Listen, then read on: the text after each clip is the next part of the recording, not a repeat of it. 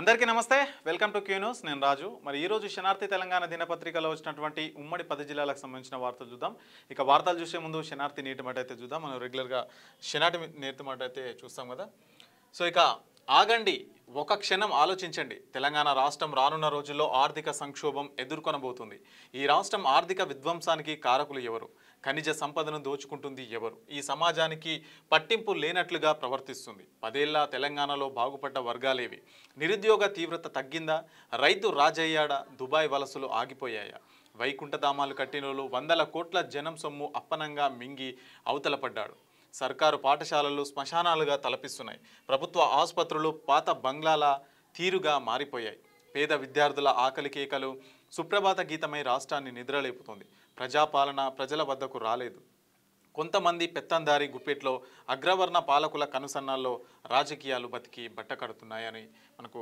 పెద్దపల్లి రాజన్న అయితే నేటి మాట అయితే సో రాశాడు తెలంగాణ ఏం మారింది తెలంగాణ వచ్చిన తర్వాత కొందరి చేతుల్లో అయితే ఉంది మరి వాళ్ళు పోయి వీళ్ళు వస్తున్నారు వీళ్ళు పోయి వాళ్ళు వస్తున్నారు తప్ప మరి ప్రజలకు ఎట్లాంటి ఉపయోగం అయితే జరుగుతలేదు మరి రాష్ట్రం అభివృద్ధి చెందాలన్నా దేశం అభివృద్ధి చెందాలన్నా మరి నాయకులు అయితే మంచిగా ఉండాలి సో అలాంటి నాయకులు అయితే కనిపిస్తలేరు ప్రభుత్వ ఆసుపత్రులు చూసుకున్న ఎక్కడైనా శ్మశానాల్లో కనిపిస్తున్న అక్కడ మెరుగైన సౌకర్యాలు లేవు పాఠశాలల్లో కూడా ఎక్కడ కూడా కనీస సౌకర్యాలు లేని పరిస్థితి అయితే తెలంగాణ రాష్ట్రంలో కనిపిస్తుంది సో ఇది చూసి ఎవరికి పట్టనట్టు మాకు సంబంధం లేదు మా లైఫ్ మాది పోతే చాలు అన్నట్లుగా జనాలందరూ వ్యవహరిస్తున్నారు సో అదంతా మరిచి మనం ప్రభుత్వం గురించి మన భవిష్యత్తు గురించి ఆలోచించి ప్రభుత్వాన్ని ఎన్నుకునే ముందైతే ఇవన్నీ ఆలోచిస్తే మాత్రం మన ఖచ్చితంగా ప్రజల జీవన తీరు అయితే ఖచ్చితంగా మారుతుందని అయితే చెప్పొచ్చు దానికి సంబంధించిన సారాంశం అనేది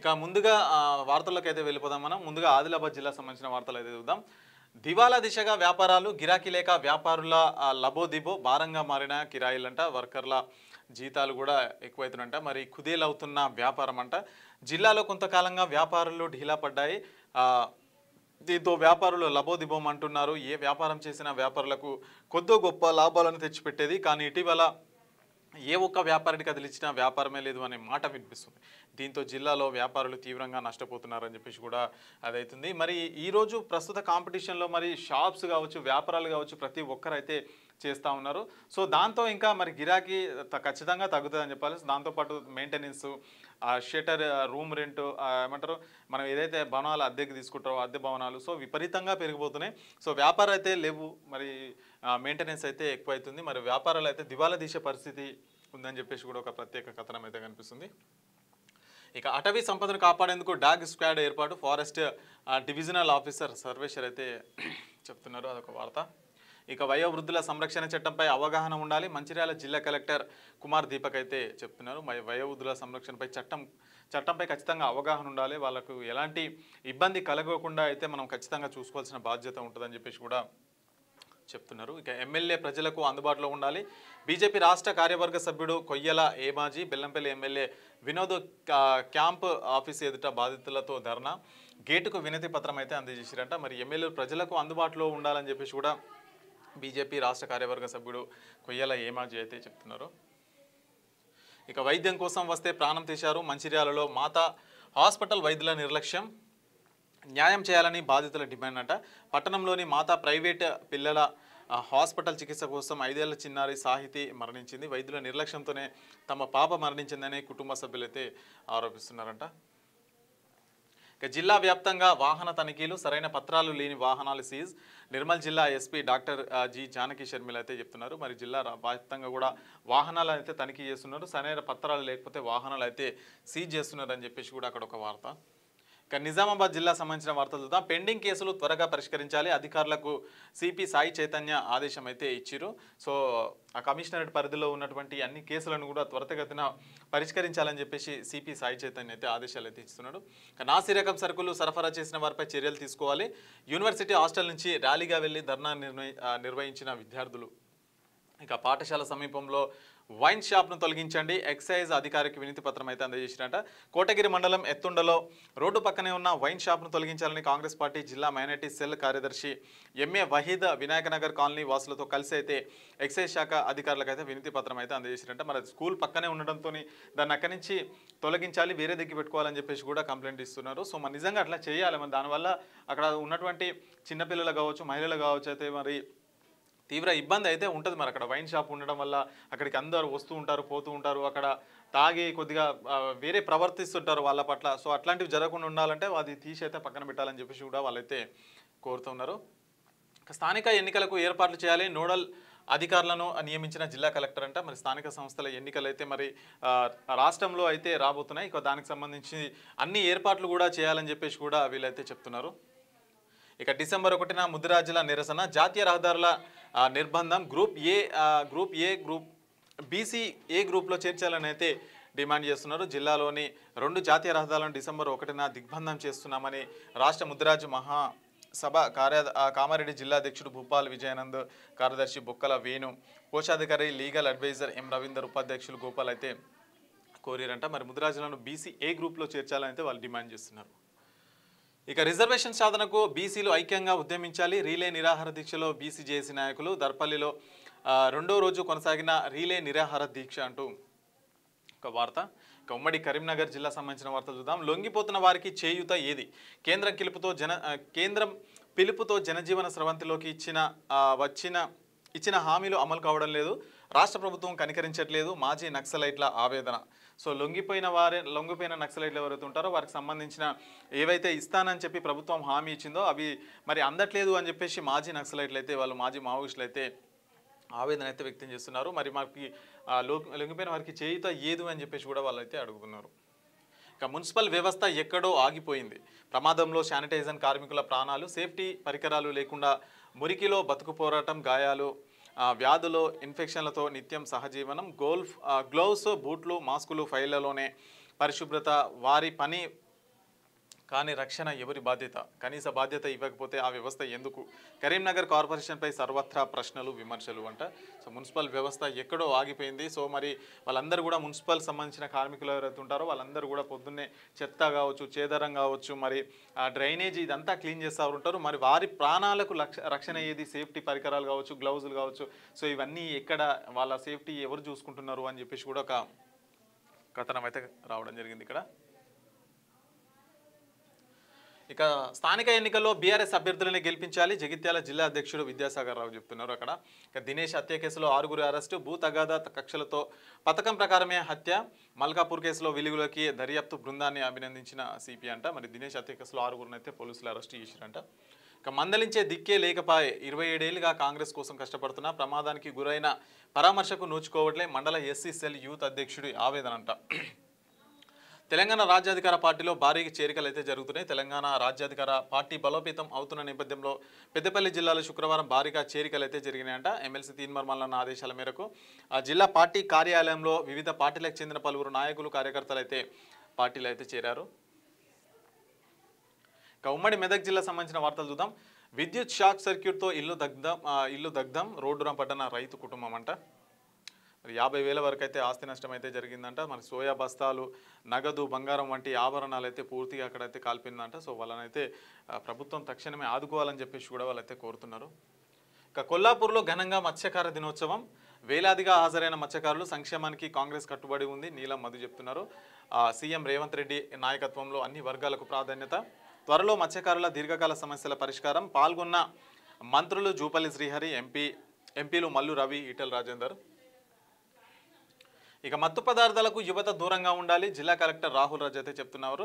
ఇక మత్తు పదార్థాలకు యువత దూరంగా ఉండాలి, ఈ డ్రగ్స్ కానీ, ఈ ఆల్కహాల్, సో ఇవన్నిట్లో కూడా యువత దూరంగా ఉండాలని అయితే పోలీసులు చెప్తున్నారు. ఇక ఘనంగా జర్నలిస్ట్ గిరిప్రసాద్ సంస్మరణ సభ, గిరిప్రసాద్ అకాల మరణంతో దిగ్భ్రాంతికి గురి, నివాళులు అర్పించిన ప్రింట్, ఎలక్ట్రానిక్, డిజిటల్ మీడియా ప్రతినిధులు. పాల్గొన్న ఎమ్మెల్సీ అంజిరెడ్డి, బీఆర్ఎస్ నేత ఆదర్శ్ రెడ్డి అంటూ ఒక వార్త కనిపిస్తుంది. ఇక ఉమ్మడి రంగారెడ్డి జిల్లా సంబంధించిన వార్తలు అయితే చూద్దాం. మైనార్టీ వెల్ఫేర్ పాఠశాలకు మా భూములే ఎందుకు? కాంగ్రెస్ ప్రభుత్వం మహేశ్వరం నియోజకవర్గాన్ని మరో పాత బస్తీ చేస్తుంది. మహేశ్వరం నియోజకవర్గ బీజేపీ ఇన్ఛార్జ్ అందెల శ్రీరాములు ఘాటు వ్యాఖ్యలు అయితే చేస్తున్నారు.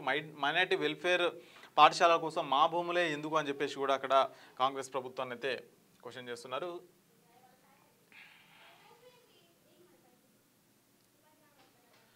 ఇక రోడ్డు ప్రమాదాలను నివారించేందుకు ఆచరణ, రోడ్డు విస్తరణ పనులు వేగవంతంగా పూర్తి చేయాలి.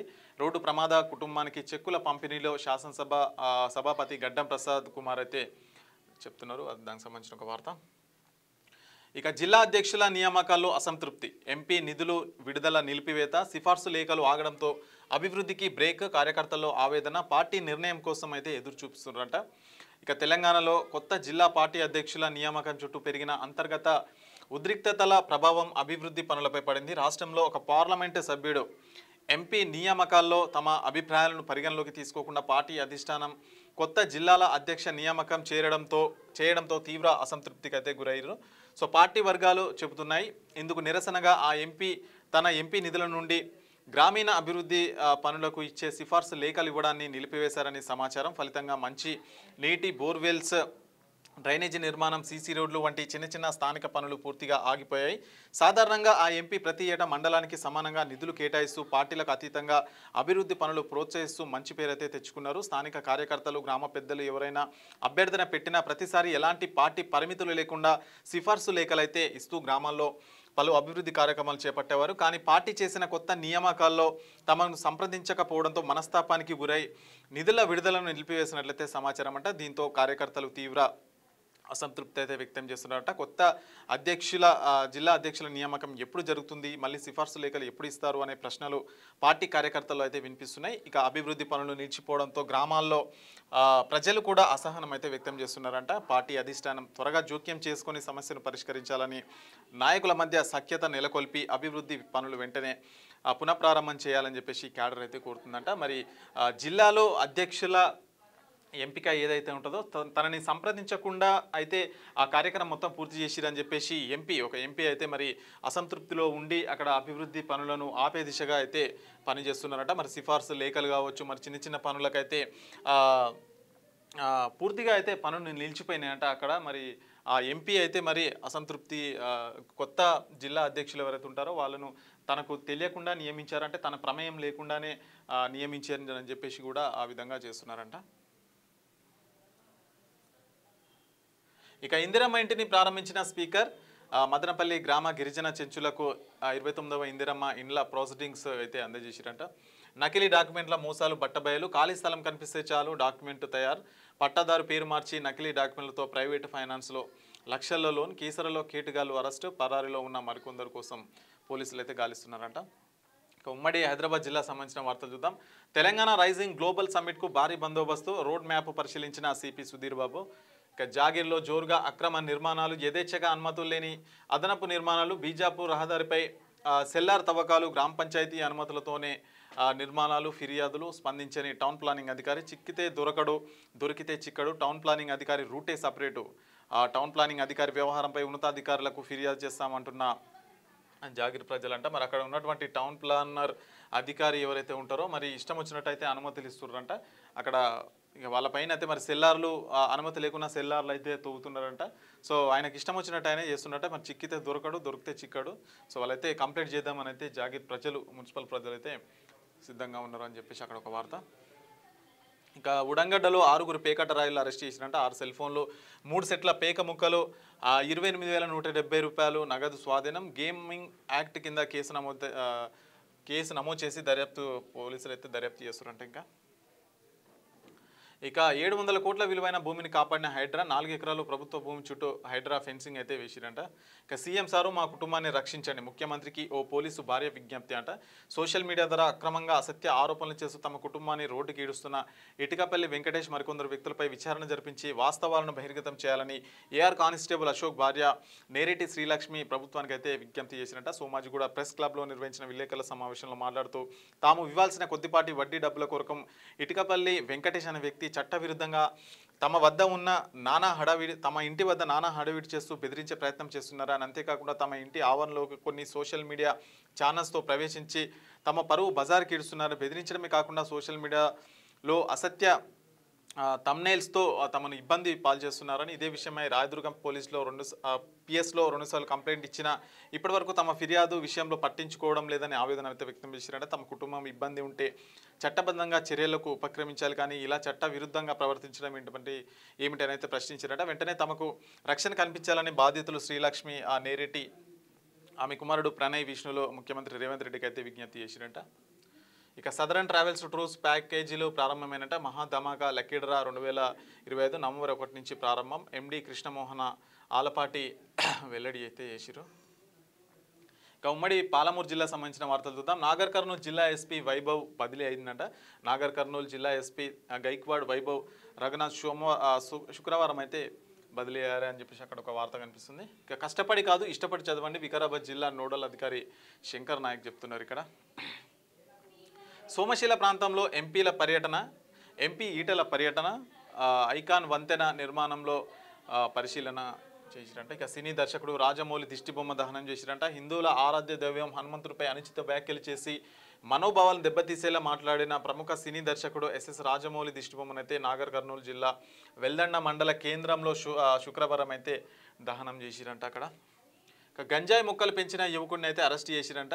గంజాయి మత్తులో యువత చివరికి గంజాయి సాగు చేస్తున్న పరిస్థితి వరకు అయితే వచ్చింది.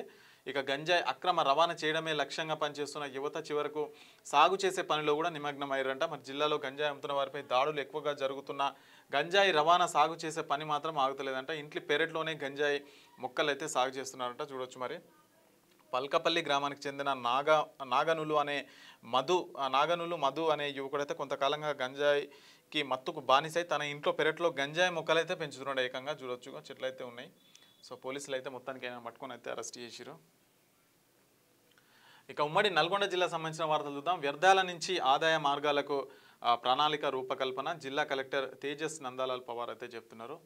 ఇక పల్లెల్లో వానరాల స్వైర విహారం గుంపులుగా గ్రామాల్లో సంచారం తరుముతుంటే గ్రామస్తులపై ఎదురుదాడి పట్టించుకొని గ్రామ పంచాయతీ అధికారులంట. వేములపల్లి మండలం కేంద్రంలోని పలు గ్రామాల్లో కోతుల బెడద అయితే తీవ్రంగా ఉందంట. చూడొచ్చు మరి ఎక్కడ చూసినా మరి ఇండ్లపైన చెట్లపైన రోడ్లపైన ఎక్కడ పడితే అక్కడ గుంపులుగా సంచరించి భయభ్రాంతులకు అయితే గురి చేస్తున్నారంట. మరి అక్కడ ఉన్నటువంటి పంచాయతీ అధికారులు కూడా పట్టించుకోలేని పరిస్థితి అయితే అక్కడ ఉందంట. ఇక ఇందిరమ్మ ఇల్లు గృహప్రవేశంలో పాల్గొన్న ఎమ్మెల్యే మండల కేంద్రంలోని ఇందిరమ్మ ఇంటి లబ్ధిదారుడి కందడి ఇందిరమ్మ గృహప్రవేశ కార్యక్రమంలో శుక్రవారం ఆలేరు ఎమ్మెల్యే బీర్ల ఐలయ్య అయితే పాల్గొన్నారంటే ఈ సందర్భంగా యాట పొట్టేలు పట్టుబట్టలు లబ్ధిదారులకు అయితే అందజేసారు. ఇక పెన్సిల్ ఆర్ట్తో అందరిశ్రీకి వందనం ఆకట్టుకున్న సంస్థ నారాయణపుర యువకుడు శ్రీనివాస్ చిత్రలేఖనం అంట. అక్కడ ఒక వార్త. సబ్ కలెక్టర్ కార్యాలయం ఎదుట విద్యార్థుల ధర్నా వసతి గృహాల్లో మౌలిక సదుపాయాలు మెరుగుపరచాలని అయితే డిమాండ్. అక్కడ ఇక జర్నలిస్టుల సమస్యలు పరిష్కరించాలి దీర్ఘకాలికంగా పెండింగ్లో ఉన్న జర్నలిస్టు సమస్యలను వెంటనే పరిష్కరించాలని కోరుతూ శుక్రవారం తెలంగాణ వర్కింగ్ జర్నలిస్ట్ ఫెడరేషన్ నాయకులు జిల్లా కలెక్టర్ తేజస్ నందాలాల్ పవార్కి అయితే వినతి పత్రం అందజేశారు. ఇక ఉమ్మడి వరంగల్ జిల్లా సంబంధించిన వార్తలు చూద్దాం. చెరువు శిఖాలను కబ్జా చేస్తే కఠిన చర్యలు మహబూబాబాద్ ఎమ్మెల్యే డాక్టర్ బూక్యా మురళి అయితే హెచ్చరిక జారీ చేస్తున్నారు. సో ఇక నిర్మాణ పనులను సత్వరమే పూర్తి చేయండి ఎన్పీడీసీఎల్ సిఎండి కర్ణాటి వరుణ్ రెడ్డి అయితే చెప్తున్నారు. సంక్షేమ పథకాలను పకడ్బందీగా అమలు చేయాలి మహబూబాబాద్ ఎంపీ పొరిక బలరాం నాయక్ అంటూ ఒక వార్త అయితే కనిపిస్తుంది ఇక్కడ. ఇక పత్తి కొనుగోలును వేగవంతం చేయాలి హన్మకొండ జిల్లా కలెక్టర్ స్నేహ శబరిష్ చెప్తున్న వార్త ఇక్కడ. సర్వీస్ టీచర్లకు టెట్ నుంచి మినహాయింపు ఇవ్వాలి టీఎస్ యూటీఎఫ్ జిల్లా అధ్యక్షుడు మురళీకృష్ణ డిమాండ్ చేస్తున్నారు. నిర్ణీత గడువులోగా దరఖాస్తులు పరిష్కరించండి రాష్ట్ర సమాచార కమిషనర్ బోరెడ్డి అయోధ్యారెడ్డి చెప్తున్న వార్త ఇది. ఇంకా ఉమ్మడి ఖమ్మం జిల్లా సంబంధించిన వార్తలు చూద్దాం. అనర్హత వేటు పడుతుందా రాజీనామా చేస్తారా స్పీకర్ విచారణకు డుమ్మా కొట్టిన భద్రాచలం ఎమ్మెల్యే తెల్లం దొర ఉప ఎన్నికలు వచ్చే అవకాశం ఉందంటున్న రాజకీయ విశ్లేషకులు అయితే చెప్తా ఉన్నారు. మరి ఏదైతే నిన్న మళ్ళీ ఏదైతే పార్టీ ఫిరాయింపులకు సంబంధించిన అంశం ఉందో మళ్ళీ తెరపైకి అయితే వచ్చింది. స్పీకర్ అయితే మరి ఎవరైతే విచారణకు హాజరు కాలేదో వాళ్ళందరికీ మరొకసారి నోటీసులు అయితే ఇచ్చి హాజరయ్యేలా చూసారు. కానీ భద్రాచలం ఎమ్మెల్యే తెల్లం దొర అయితే మరి అక్కడికి హాజరు కాలేదు. మరి అక్కడ అనర్హత వేటు పడుతుందా లేదంటే పదవికి రాజీనామా చేసి మళ్ళీ ఉప ఎన్నికలు వస్తాయా అని చెప్పేసి కూడా అక్కడ ఒక ఊహాగానాలు అయితే వినిపిస్తున్నాయి. అక్రమ ఇసుక రవాణాపై ఉక్కుపాదం, రెవెన్యూ పోలీస్ అధికారుల ఆధ్వర్యంలో కందకాలు ఏర్పాటు చేసిరంట. ఇక సీఎం పర్యటనకు ఏర్పాట్లు వేగవంతం చేయాలి, జిల్లా కలెక్టర్ జితేష్ బి పాటిల్ చెప్తున్నారు. రాజ్యాంగాన్ని బలహీనపరుస్తున్న బీజేపీ, సిపిఐ నాయకుడు ఎమ్మెల్సీ నెల్లికంటి సత్యం సిపిఐ శతాబ్దకు ఘనస్వాగతం పలికిన నాయకులంట. ఇక ప్రతి గర్భిణీ ఇంటికి వెళ్ళి యోగక్షేమాలు చూడాలి, జిల్లా వైద్య ఆరోగ్య శాఖ అధికారి రామారావు సుబ్లేడ్ పిహెచ్లో ఆకస్మిక తనిఖీ అయితే చేసిరంట. ప్రతి గర్భిణీ ఇంటికి వెళ్ళి తన యోగక్షేమాలను ఎప్పటికప్పుడే అడిగి తెలుసుకోవాలని డిఎం హెచ్ఓ డాక్టర్ రామారావు అయితే సూచించారంట. ఇక దానికి సంబంధించిన వార్త ఇది. సో ఇవి శనార్థి తెలంగాణ దినపత్రికలో వచ్చినటువంటి ఉమ్మడి 10 జిల్లాలకు సంబంధించిన వార్తా విశేషాలు. ఇక మరొక ఎపిసోడ్తో మళ్ళీ రేపు కలుసుకుందాం. అంతవరకు చూస్తూనే ఉండండి క్యూనోస్. నేను రాజు. అధికారులు మీ సమస్యలు పట్టించుకోవట్లేదా? నెలల తరబడి మిమ్మల్ని ఇబ్బంది పెడుతున్నారా? మీ సమస్యకు ఎవరు స్పందించట్లేదా? సమస్య ఏదైనా ఎక్కడి నుంచైనా వెంటనే క్యూన్యూస్ కాల్ చేయండి. మీ తరఫున మేం బాధ్యత తీసుకుంటాం. కాల్ చేయాల్సిన ఫోన్ నెంబర్ 8499019921. పబ్లిక్ వాయిస్, సామాన్యుడి ప్రశ్నాస్త్రం. ప్రతి గురువారం ఉదయం 10 గంటలకు మీ క్యూన్యూస్ హెచ్డీలో నవంబర్ 6 నుంచి ప్రారంభం.